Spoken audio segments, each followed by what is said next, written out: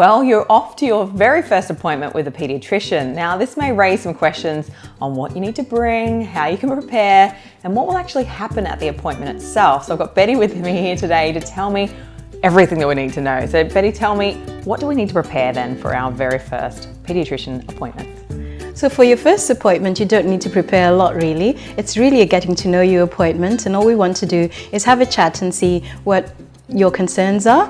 So the main thing to prepare is a list of all your concerns and questions. Write them down because you might forget to ask some of the questions that you wanted to. Nothing's worse when you head to the doctor and you go, I forgot to ask about that one. Yeah, and obviously prepare your child as well.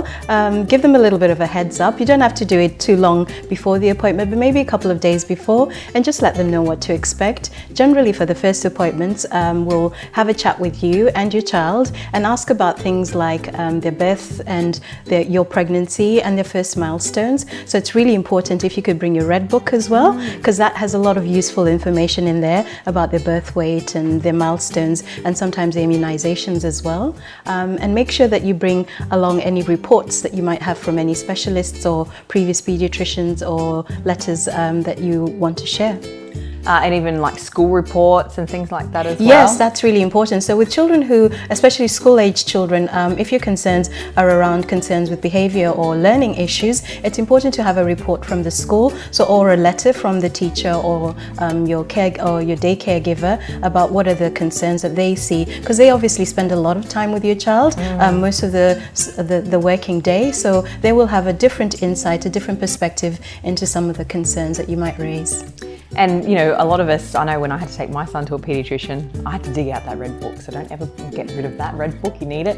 And I also had to bring out my baby book that I'd written all the milestones in, like when they first rolled over, when they first started walking, when they first started talking. So it's really important if you're watching, you've got a newborn, is to document all of that stuff for the future, because you never know when you might need that information. Yeah, it's a lovely record.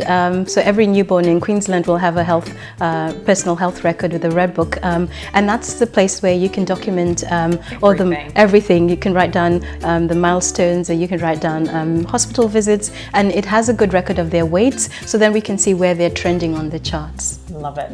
So how can parents prepare their child? You did touch on it, but obviously older children, little ones, it's easy, it's just another appointment. With older children, they can get a little bit anxious, or what's it all going to be about? So yeah, it is quite daunting, I think, your first appointment for the parents as well as the child. I think it's the parent more so than the child. So how can we prepare the parents then, right? Well, the parents will be prepared anyway. I'm sure they will get all their documents out and try and bring as much as they can to that appointment. For the child, it depends on the age of the child. So with the younger children, bring out your toys. So bring out your doctor set and kit and play with the stethoscope and tell them the doctor will listen to their tummy. They've usually had their GP do lots of visits with them before, so they'll be aware. Some of the children might be anxious that it may be painful procedures involved in your first visit, and that's unusual. So commonly they won't be. So you can sort of reassure them that a lot of what we're going to be doing is talking and chatting about what their interests are, what's going on at school, what's going on at home, and making sure that they're growing and developing normally. And that's another point too. There's a lot of talking between the parents and yourself. So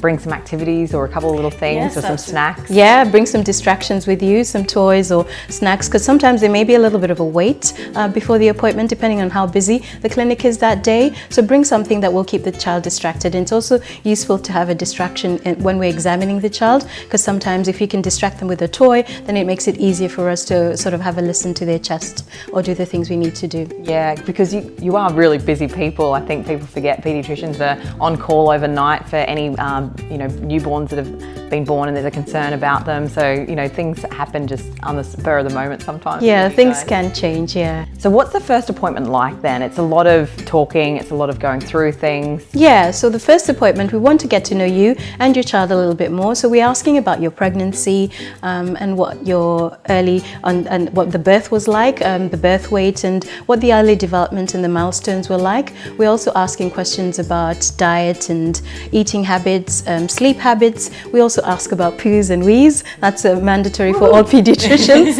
And we'll also ask a little bit about what's going on at school, and if you have any concerns at school or any concerns have been raised, and we'll ask to see any reports that you might have. So bring along any reports that you might have, or if your child has seen any other therapists or specialists, you can bring those reports in as well.